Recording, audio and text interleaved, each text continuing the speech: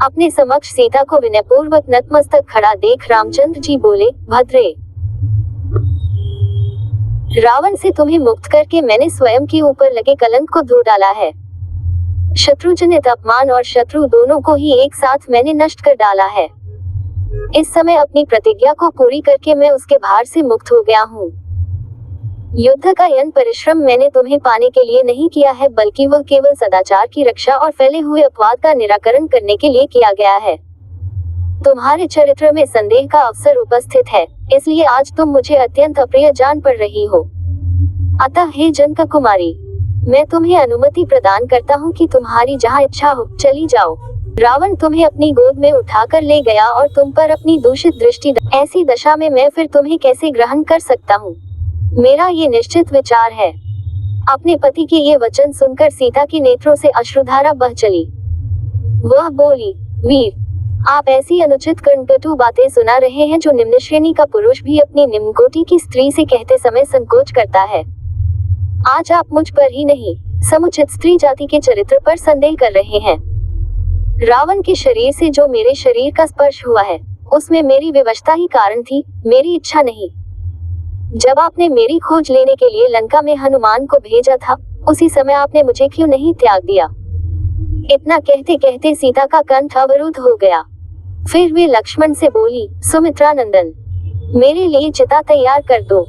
मैं मिथ्या कलंक से कलंकित होकर जीवित नहीं रहना चाहती। मेरे स्वामी ने भरी सभा में मेरा परित्याग किया है, इसलिए अग्नि प्रवेश ही मेरे लिए उचित मार्ग है।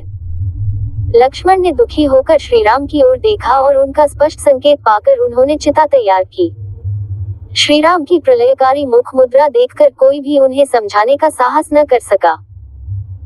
सीता ने चिता की परिक्रमा करके और राम, देवताओं तथा ब्राह्मणों को प्रणाम करके ये कहते हुए चिता में प्रवेश किया, यदि मेरा हृदय कभी एक क्षण के लिए भी श्री रघुनाथ जी से दूर न हुआ हो तो संपूर्ण संसार के साक्षी अग्निदेव मेरी रक्षा करें।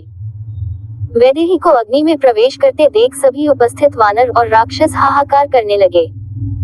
तभी ब्रह्मा, शिव, इंद्र, वरुण सहित इन्हें देवताओं ने श्रीराम के पास आकर कहा, श्रीराम, आप ज्ञानियों में श्रेष्ठ हैं, फिर इस समय आग में गिरी हुई सीता की उपेक्षा कैसे कर रहे हैं? आज आप ये साधारण अज्ञानी मनुष्यों जैसा आचरण क्यों कर रहे हैं? इसी समय मूर्तिमान अग्निदेव वैदेही सीता को चिता में से लेकर उठ खड़े हुए। उस समय सीता जी प्रातःकालीन सूर्य की भांति कांतियुक्त प्रतीत हो रही थी।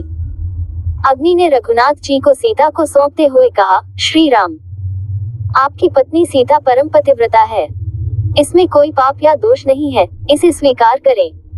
अग्निदेव के वचन सुनकर श्रीराम ने प्रसन्नता पूर्वक सीता को स्वीकार करते हुए कहा, मैं जानता हूँ सीता बिल्कुल पवित्र है। लोगों को इनकी पवित्रता का विश्वास दिलाने के लिए मुझे ये परीक्षा लेनी पड़ी।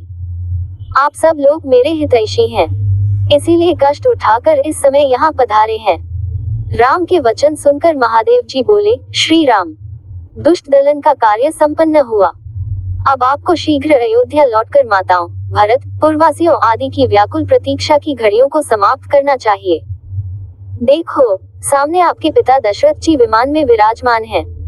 महादेव जी की यह बात सुनकर लक्ष्मण सहित रामचंद्र जी ने विमान में अपने पिता को बैठा देखकर उन्हें सादर प्रणाम किया।